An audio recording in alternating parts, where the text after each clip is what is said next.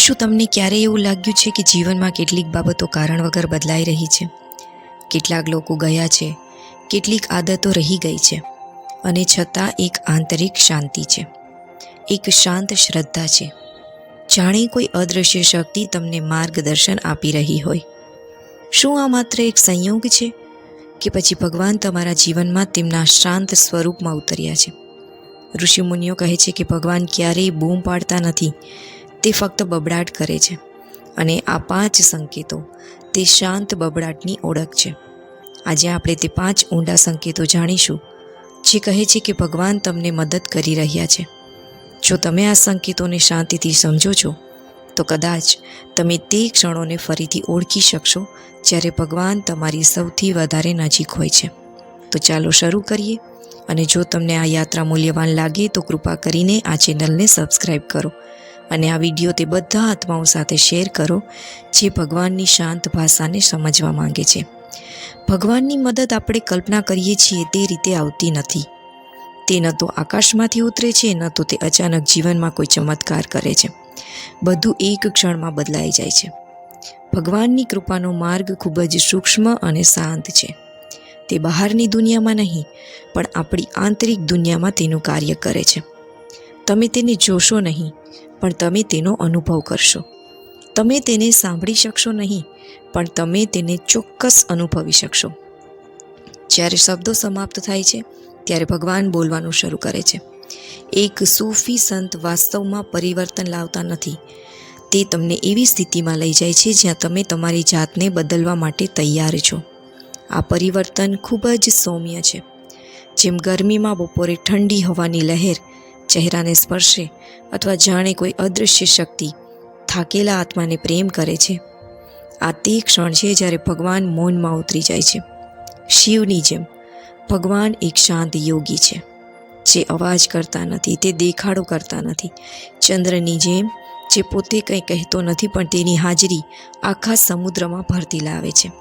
એવી જ રીતે ભગવાન પણ કોઈને સ્પર્શ કરવા આગળ આવતા નથી, પણ અંદરથી તમારા આત્માને સ્પર્શે છે, જેથી તમે તમારી જાતને મળવાની યાત્રા શરૂ કરી શકો. હવે પ્રશ્ન એ થાય છે કે તેમની મૌન કૃપાને કેવી રીતે ઓળખવી? તમને કેટલાક સંકેતો મળવા લાગે છે. કોઈ પણ તર્ક વિના તમારી અંદર શાંતિ આવવા લાગે છે.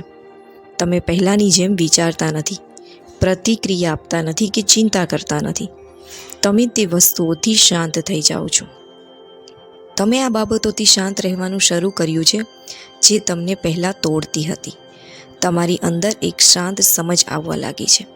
અને આ બધું કોઈ કોચિંગ, કોઈ પુસ્તક કે કોઈ અન્ય વ્યક્તિ દ્વારા શીખવવામાં આવી રહ્યું નથી. તે અંદરથી જાગૃત થઈ રહ્યું છે. આ ભગવાનની શાંત કૃપા છે.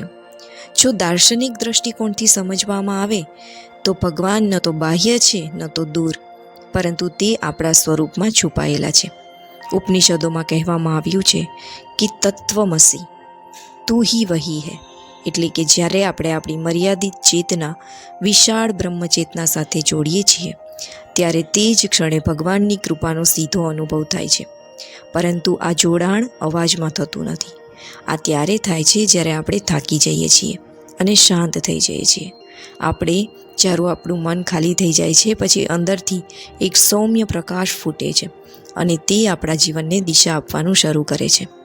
જ્યારે ભગવાન આપણી સાથે હોય છે, આપણે શું અનુભવીએ છીએ? અંદરથી એક અકલ્પનીય શાંતિ આવે છે. જૂની યાદો અને દુઃખ ધીમે ધીમે હળવા થવા લાગે છે. ભવિષ્ય વિશેનો ભય અને ચિંતા તેમની અસર ગુમાવવા લાગે છે. આપણે આપણી જાત સાથે ઓછું અને ભગવાન સાથે વધુ જોડાવાનું શરૂ કરીએ છીએ. બીજાઓ માટે કરુણા અને પોતાના માટે ક્ષમા ઉત્પન્ન થાય છે. અને સૌથી સુંદર પરિવર્તન એ છે કે આપણે પ્રશ્નો પૂછવાનું બંધ કરીએ છીએ. હવે આપણને જવાબોની જરૂર નથી, કારણ કે હવે આપણે વિશ્વાસ કરવાનું શરૂ કરી દીધું છે. ભગવાનની મૌન કૃપા વીજળી પડતી નથી. તે કોઈ ચમત્કારિક શક્તિ બતાવતી નથી. તે એક આંતરિક ગતિ છે, એક આંતરિક પ્રેરણા જે ધીમે ધીમે તમારી ચેતનાને બદલી નાખે છે. આ 5 સંકેતો જે આપણે પછીથી સમજીશું તે મૌન કૃપાના તરંગો છે. જો તમે મૌન રહેશો તો તેમના સ્પંદનો તમારા આત્મામાં અનુભવાશે, અને પછી તમે સમજી શકશો કે ભગવાન ક્યારેય દૂર નહોતા, તે હંમેશા તમારા હૃદયના શાંત અને ઊંડાણમાં બેઠા હતા. પહેલો સંકેત: જ્યારે અહંકાર પીછેહટ કરવાનું શરૂ કરે છે. ભગવાનની મૌન કૃપાની પહેલી નિશાની ત્યારે જોવા મળે છે જ્યારે આપણો અહંકાર ધીમે ધીમે ઓછો થવા લાગે છે. પરંતુ પ્રશ્ન એ છે કે અહંકાર શું છે અને શા માટે તે ભગવાન માટે આપણો સૌથી મોટો અવરોધ બની જાય છે. અહંકાર એટલે હુંની લાગણી, જે આત્માને શરીર, નામ, જાતિ, ધર્મ, પદ, વિચારો, સફળતા, નિષ્ફળતા અને યાદો સાથે જોડે છે. તે કહે છે કે હું ડૉક્ટર છું, હું સારો છું, હું આ સાંભળવા માંગતો નથી, મારે આ સાબિત કરવું પડશે. અને ધીમે ધીમે આપણે જે છીએ તેના કરતાં આપણે જે છીએ તે આપણી ઓળખ બની જાય છે. અહંકાર એ આત્મા છે જે પોતાનું પ્રતિબિંબ પોતે જ માને છે. આ અહંકાર આપણા જીવનનું કેન્દ્ર બને છે અને આ જ ભગવાનથી દૂરીનું કારણ પણ બને છે. ભગવાનની કૃપાની પહેલી સ્થિતિ અહંકારના શાસન દ્વારા પ્રભુત્વ ધરાવે છે. ત્યાં સુધી આપણે દરેક વસ્તુને વ્યક્તિગત રીતે લઈએ છીએ, દરેક ટીકા પર ગુસ્સે થઈએ છીએ, આપણી દરેક વાતચીતમાં પોતાને સાચા સાબિત કરવાનો પ્રયાસ કરીએ છીએ અને બીજાની સફળતાને પડછાયા તરીકે જોઈએ છીએ. તે સમયે આપણે એટલા બધા આપણી જાતથી ભરેલા હોઈએ છીએ કે ભગવાન માટે કોઈ સ્થાન બાકી રહેતું નથી. ભગવાન ફક્ત ખાલી વાસણમાં ઉતરે છે અને અહંકાર વાસણને ભરી દે છે. પછી કોઈ દિવસ ભગવાનની શાંત કૃપા આવે છે. કોઈ પરિસ્થિતિમાં તમારામાં એક નવી મૌન જન્મે છે. કોઈએ કંઈક કહ્યું અને તમે ચૂપ રહ્યા. દલીલ ચાલી રહી હતી અને તેમાં ભાગ લેવાને બદલે તમે હસ્યા. જે વસ્તુ પહેલાં તમારું અપમાન કરતી હતી તે હવે તમને સ્પર્શતી નથી. આ કોઈ સંયોગ નથી, આ તમારા આત્મા પર ભગવાનનો સૌમ્ય સ્પર્શ છે. તમે તમારી છબી માટે લડવાનું બંધ કરી દીધું છે. હવે તમે સમજો છો કે જે બદલી શકે છે તે હું હોઈ શકતો નથી. જ્યારે આત્મા શરીર સાથેની તેની ઓળખ તોડે છે ત્યારે જ તે ભગવાન સાથે જોડાય છે. એકવાર એક ગુરુને એમના શિષ્યએ કહ્યું, ગુરુદેવ, હવે મને ગુસ્સો નથી આવતો. ગુરુદેવ હસ્યા અને કહ્યું, હવે બીજાના ગુસ્સાને સમજવાનો પ્રયાસ કરો, કારણ કે જ્યારે અહંકાર દૂર થાય છે તે રીતેની પાછળ કરુણાનું ઝરણું વહે છે. જ્યારે પણ તમે તમારી જાતને સાચું સાબિત કરવાનો પ્રયાસ કરો છો ત્યારે એક ક્ષણ માટે થોભો.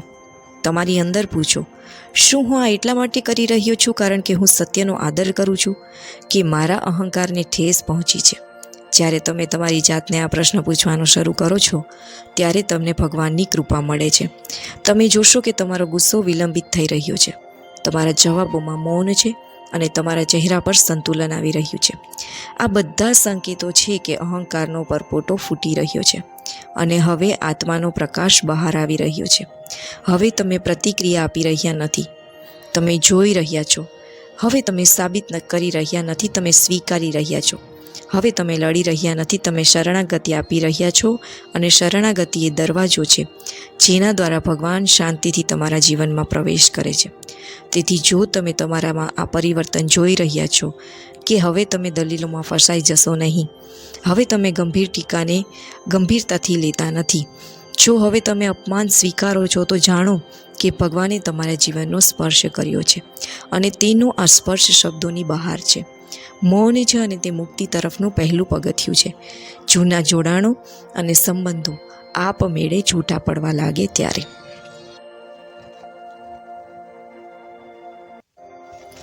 હવે આ વાતોને આપણે એવી રીતે જાણીશું કે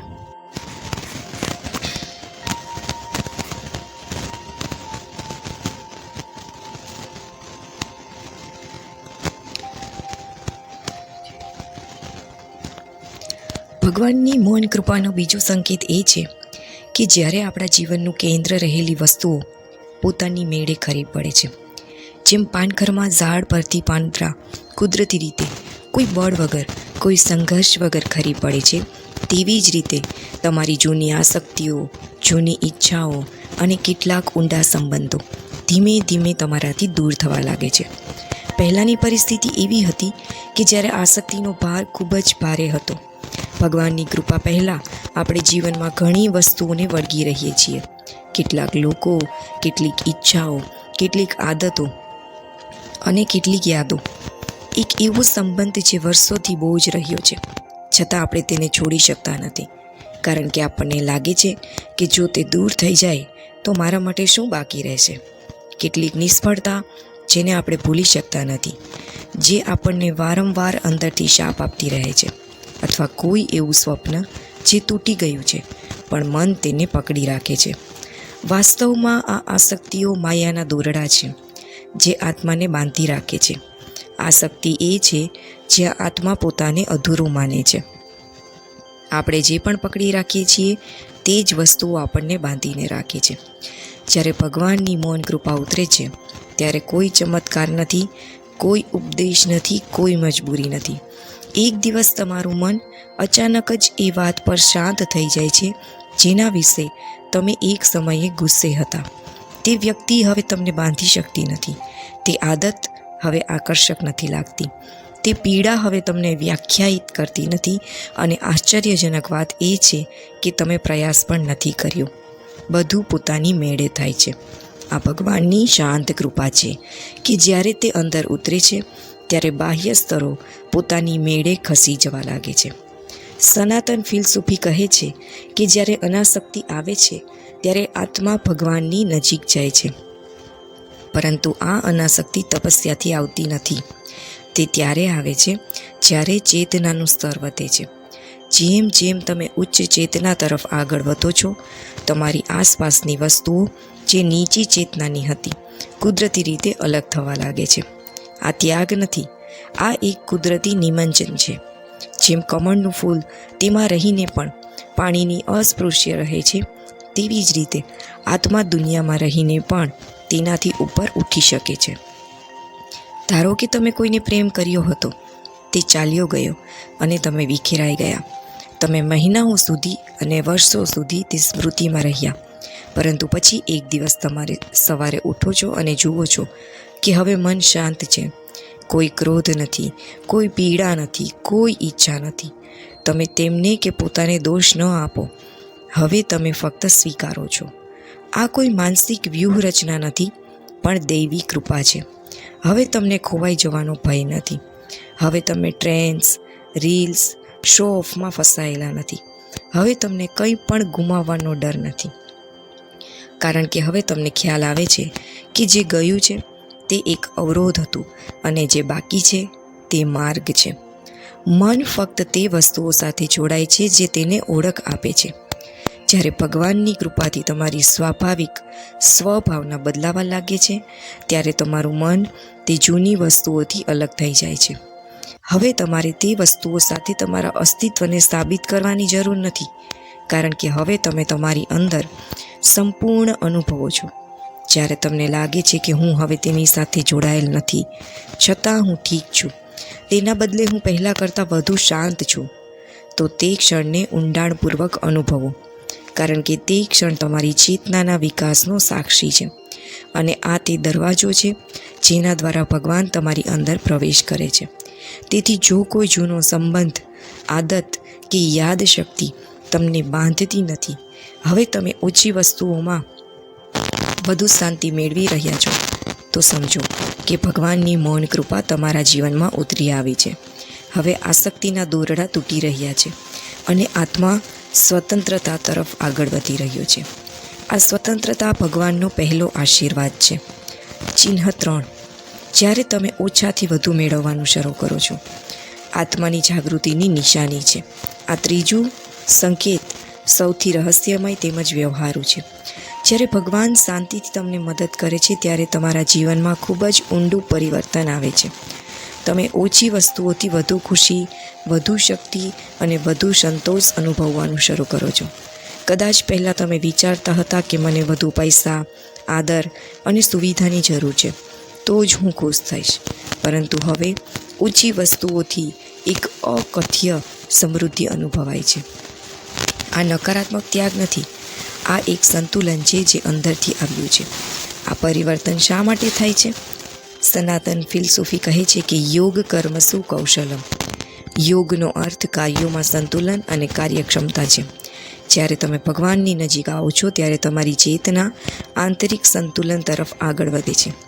હવે તમે કામ એટલા માટે નહીં કે બીજાઓ તે કરી રહ્યા છે, પરંતુ કારણ કે તમારા આત્માને તે કાર્યમાં શાંતિ મળે છે. હવે ખોરાક પેટ માટે નથી, પરંતુ ઉર્જા માટે છે. બોલવું જવાબ આપવા માટે નથી, પરંતુ શાંતિ વહેંચવા માટે છે. હવે કમાણી પ્રતિષ્ઠા માટે નથી, પરંતુ ફરજ અને સેવા માટે છે. એક સમયે એક વ્યક્તિ એક પ્રતિષ્ઠિત બહુરાષ્ટ્રીય કંપનીમાં કામ કરતો હતો, ખૂબ જ વ્યસ્ત દિનચર્યા સાથે.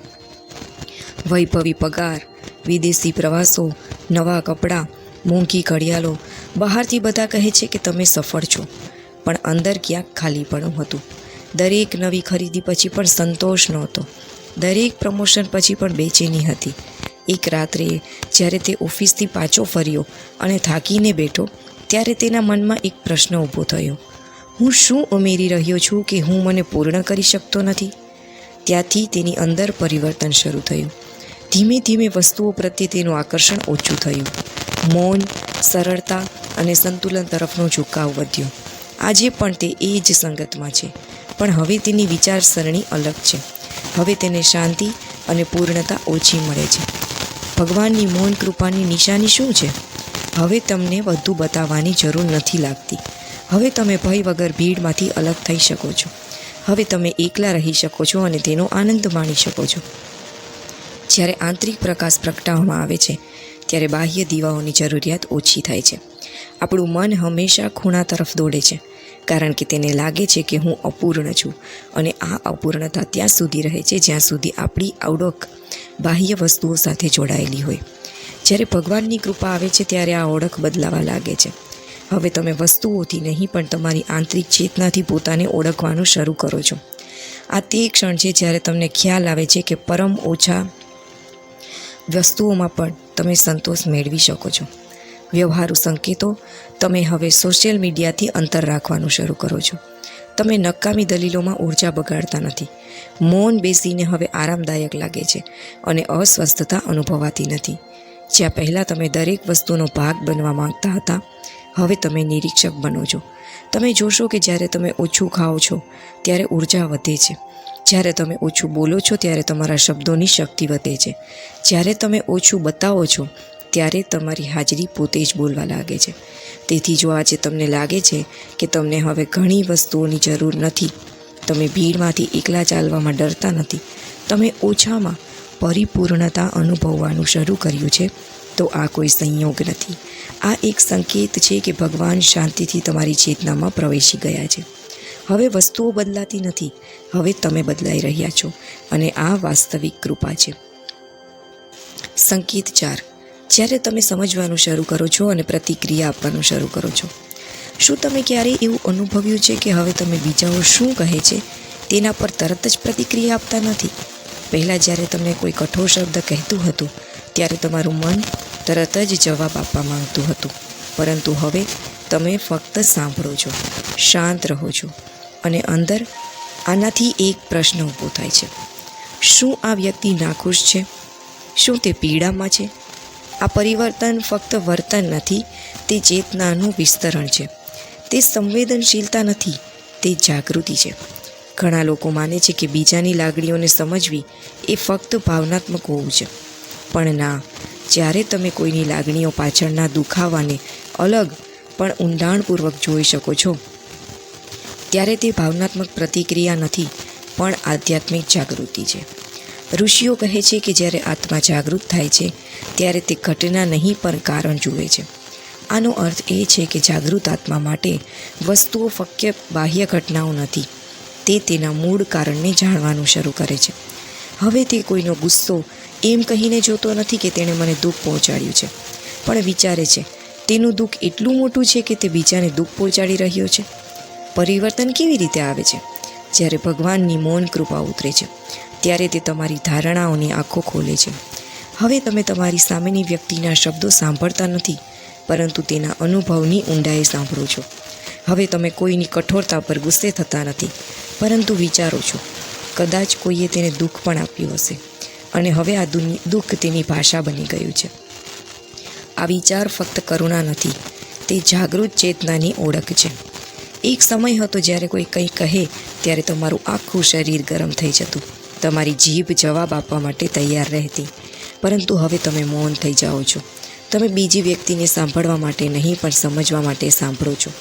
પહેલાં તમે તમારી દલીલોની તલવાર વહન કરતા હતા, હવે તમે મૌનની ઢાલ તમારી સાથે રાખો છો.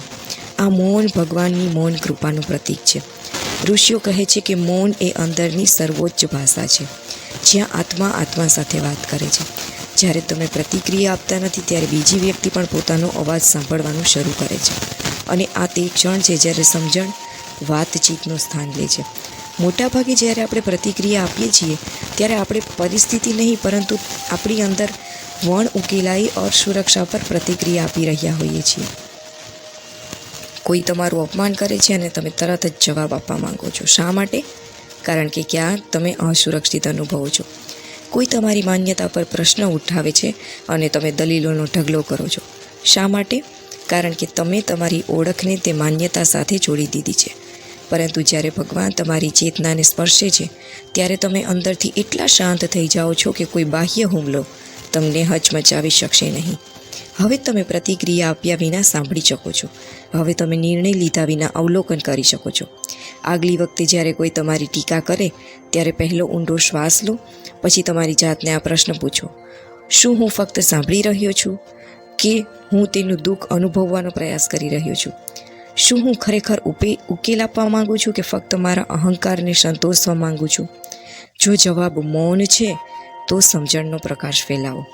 તેથી જો આજે તમે લોકોની તીવ્ર લાગણીઓને ઊંડાણપૂર્વક સમજી શકો છો, તમે બીજી વ્યક્તિ શું કહી રહી છે તેના પર તરત જ પ્રતિક્રિયા આપી નથી રહ્યા, અને તમે અંદરથી મૌન રહીને તેના દુઃખને ઓળખી શકો છો, તો સમજો કે તમે હવે ફક્ત એક સંવેદનશીલ વ્યક્તિ નથી, તમે એક સતર્ક આત્મા બની ગયા છો. અને આ ભગવાનની મૌન કૃપાનો ચોથો પ્રકાશ છે.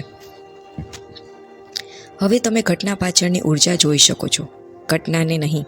હવે તમે તમારી જાતને સાબિત કરી રહ્યા નથી, તમે બીજાને સમજવાનું શરૂ કર્યું છે, અને જ્યાં સમજણ છે ત્યાં ભગવાન પોતે ઉતરે છે. પાંચમો સંકેત: તમને તમારી જાતને સાબિત કરવાની જરૂર નથી લાગતી. સાબિત કરવાનો અંત જ્યારે આત્મા પોતાને ઓળખે છે. આપણામાંથી મોટાભાગના લોકો આપણા જીવનનો મોટો ભાગ ફક્ત પોતાને સાબિત કરવામાં વિતાવે છે.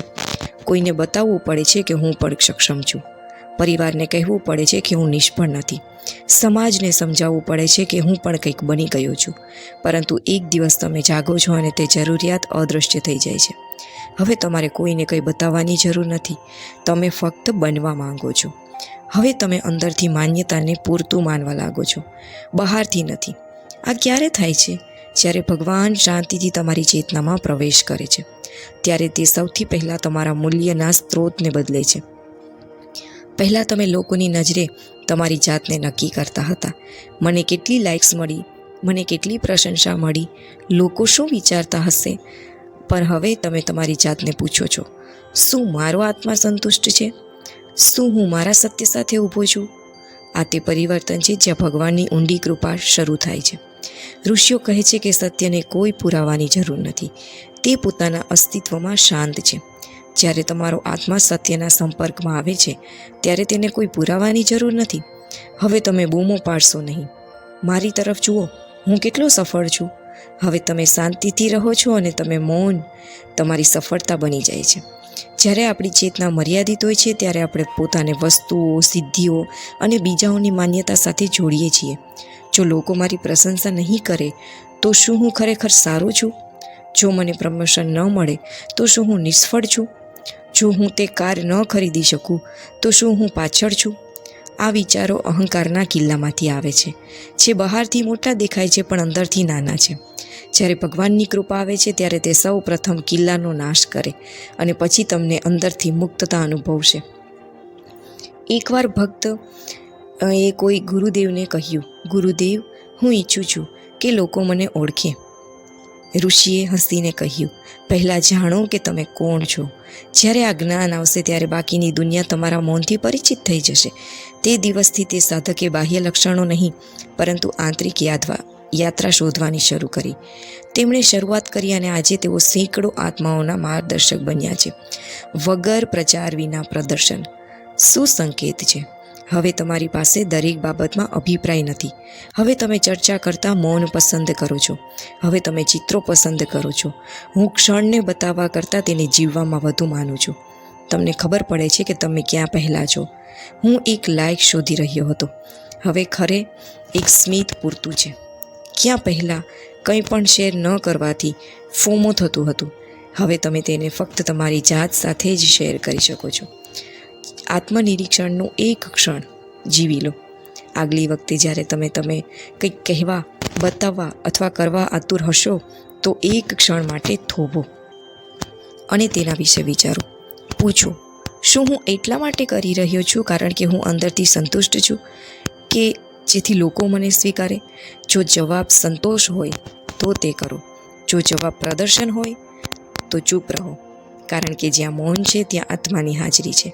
તો જો તમને લાગે છે કે હવે તમારે પોતાને સાબિત કરવું પડશે, પણ મને જરૂર નથી લાગતી, તમે લોકોની મંજૂરી પર આધાર નથી રાખતા, તમે ઓછા છો, તેઓ તે બતાવે છે અને લાંબુ જીવે છે, પછી સમજો કે ભગવાનની મૌન કૃપા તમારી છે.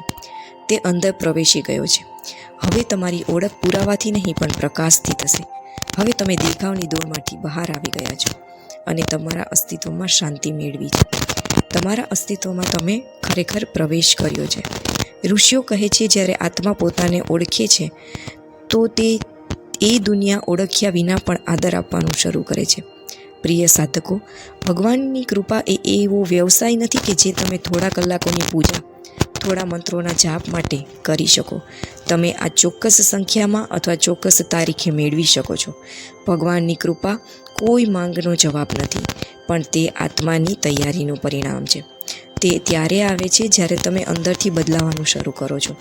ઋષિઓ કહે છે કે ભગવાન તમારી દરેક પ્રાર્થના સાંભળે છે, પરંતુ તે ત્યારે જવાબ આપે છે જ્યારે તમારી ચેતના જવાબ મેળવવા માટે સક્ષમ બને છે. તેથી તો જો હવે તમારો અહંકાર શાંત થઈ રહ્યો છે, તમને દરેક બાબતમાં પોતાને સાબિત કરવાની જરૂર નથી લાગતી, તમે સરળતાથી ટીકા સ્વીકારી શકો છો, તો સમજો કે હવે તમે આત્માની નજીક આવી રહ્યા છો. જો જૂના સંબંધો, ટેવો અને યાદો જે પહેલાં તમને પાછળ રાખતા હતા તે હવે આપમેળે તમારાથી દૂર થઈ રહ્યા છે, તો તે કોઈ નુકસાન નથી. આ ભગવાન દ્વારા કરવામાં આવેલ આંતરિક શુદ્ધિકરણ છે. જો હવે તમે ઓછી વસ્તુઓમાં વધુ સંતોષ અનુભવી રહ્યા છો, તો આ દુનિયાથી દૂર થવું નથી, પણ આત્માની પરિપક્વતા છે. કારણ કે જ્યારે આત્મા પૂર્ણ થવા લાગે છે ત્યારે તેને વધુ મેળવવાની ઈચ્છા હોતી નથી.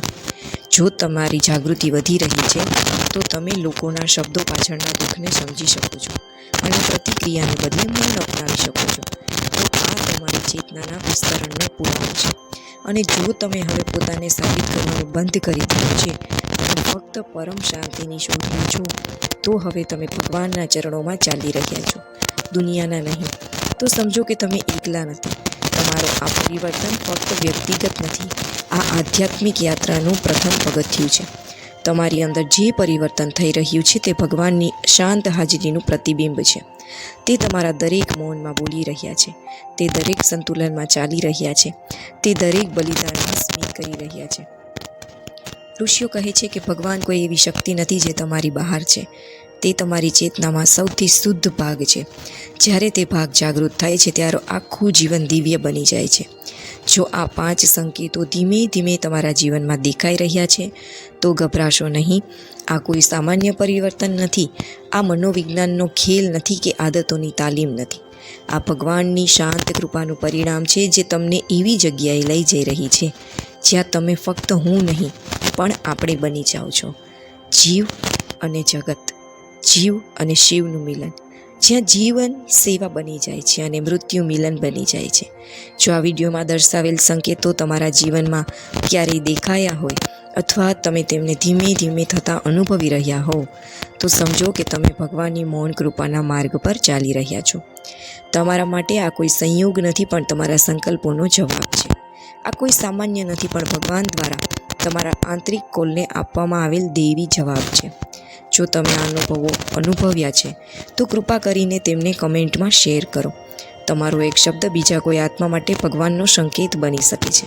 અને જો આ યાત્રા તમને અંદરથી સ્પર્શી ગઈ હોય, જો તમને આ શાંતિ તમારી અંદર ઉતરતી જોવા મળી હોય, તો આ વિડીયો તમારા મિત્રો, પરિવાર, તે બધા લોકો સાથે શેર કરો જેઓ કોઈ શાંત કૃપાની રાહ જોઈ રહ્યા છે.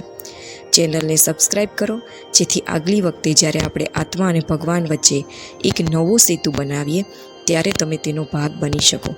ત્યાં સુધી તમારા જીવનમાં મૌનને સ્થાન આપો. શબ્દોની બહાર સાંભળવાની કળાનો પણ વિકાસ કરો. કારણ કે ભગવાન શબ્દો દ્વારા નહીં પરંતુ સ્પંદનો દ્વારા અવતરિત થાય છે અને આ સ્પંદન ફક્ત શાંત મનમાં જ અનુભવી શકાય છે. ભગવાનની મૌન કૃપા હંમેશા તમારા બધા પર રહે. તમારું જીવન આત્મા તરફ આગળ વધતું રહે. મળીશું નવા વિડીયોમાં. આભાર. જય શ્રી કૃષ્ણ.